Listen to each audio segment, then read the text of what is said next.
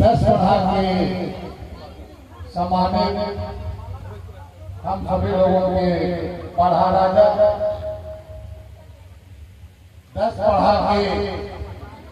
अध्यक्ष भाई सुबोध जी, इस क्रम पूर्व संध्या में उपस्थित महान बनपोरा कोटवार से लेकर जितने भी हमारे पढ़ा व्यवस्था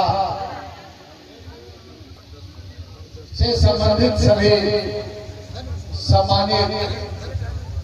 हमारे समाज के सामाजिक व्यवस्था में लगे रहने वाले हमारे तमाम सम्मानित अतिथिगण, भाई नारायण भगत जी यहाँ पर उपस्थित क्रम पूर्व संध्या के अवसर पर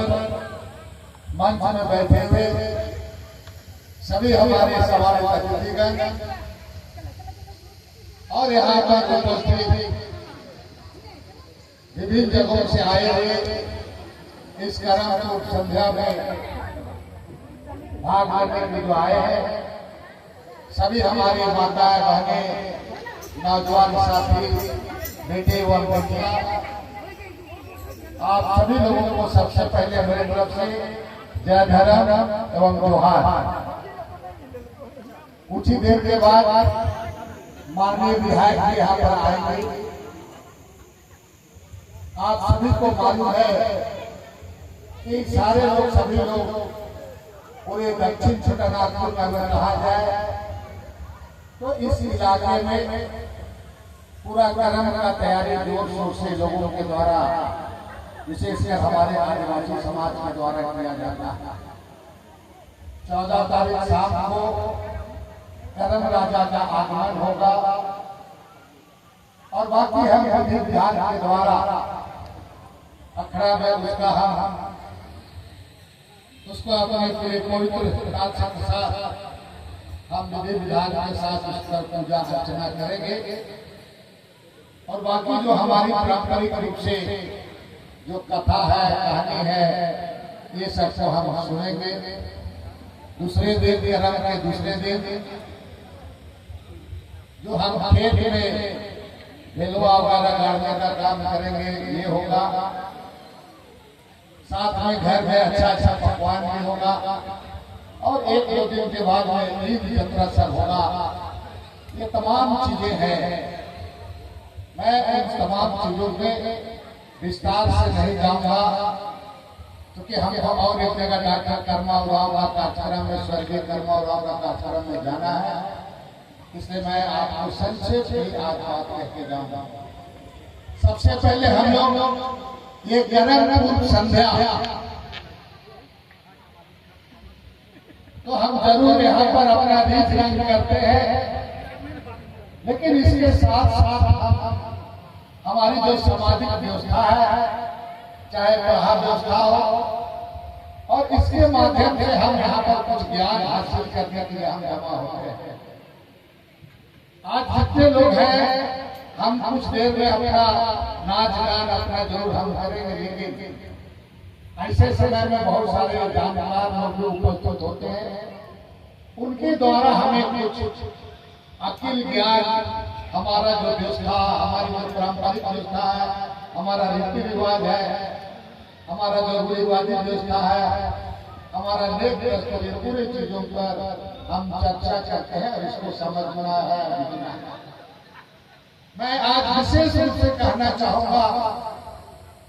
कि आज हम लोग के साथ और पूरे ऐसे तो आदिवासी पूरा इस देश का सबसे बड़ा मालिक आदिवासी है, लेकिन उसको भी इस तरह से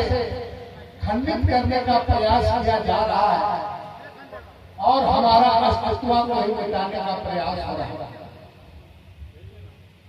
अगर हम सचेत नहीं रहेंगे तो हमारा ग्राम सभा हमारा को कमजोर कर दिया जाएगा और ग्राम सभा हमारा कमजोर हो जाएगा तो ऑटोमेटिकली हमारा बाकी व्यवस्था भी हमारा खराब हो जाएगा। अभी हमारा ये जो आप यहाँ पर कर्म समझे लगाए कर रहे हैं इस स्थान पर। ये जमीन अगर कहा जाए तो ये जमीन हमारा गांव वालों का है, लेकिन यहाँ पर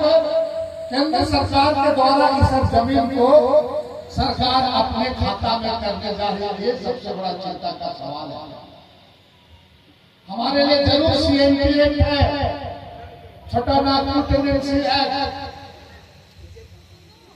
लेकिन अगर ये जो हमारा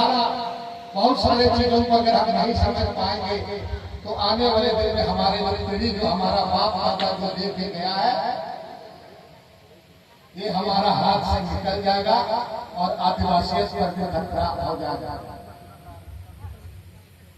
एक बहुत बड़ा षड्यंत्र केंद्र सरकार के द्वारा हमारा जो गहरी जमीन है, चाहे हमारा सरना का जमीन है, हमारा मसला का जमीन है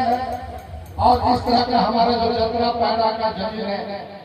और उसके अलावे जो दूसरों का भी जो जमीन है जो आपका रैयत खाता से अलग होता है, उसके लिए एक ऐसा कार्ड बनाया जा रहा है तुम्हारा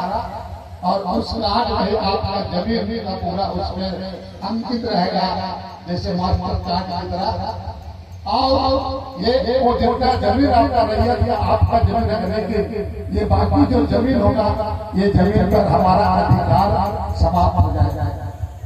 आज भी हम गांव में जंगल की बात करते हैं, लेकिन अभी पूछेंगे जंगल के क्या लगो तो फॉरेस्ट विभाग कहते हैं ना ये फॉरेस्ट विभाग का नहीं है, ये जमीन और जंगल इस गांव का है, इस गांव का इस बात का समझ। हमारा बाप दादा लोगों का फॉरेस्ट विभाग बात में आया है, हमारा बाप दादा को पहले से आया है, इस जंगल में बसाया और बचाया और ये कह रहे जंगल में बचाया ये सरकार का नहीं होगा, सबसे पहले गांव का होगा। तो गांव का होने के लिए ग्राम सभा को आपको मजबूत करने के लिए और जिस दिन ग्राम सभा ढीलन ढालन हुआ हमारा पूरा दस्तूर को खत्म कर देगा। यही एक बहुत बड़ा षड्यंत्र चल रहा है देश में। इसीलिए हमारी जो माताएं बहनें सभी लोगों को हम आप कहेंगे कि हमें बहुत हमारे साथ बहुत चुनौती है, आने वाले दिन के लिए हमको समझना होगा इस बात। दूसरी बात हम कहना चाहेंगे कि आज हमारा समाज में हमारा जो आदिवासी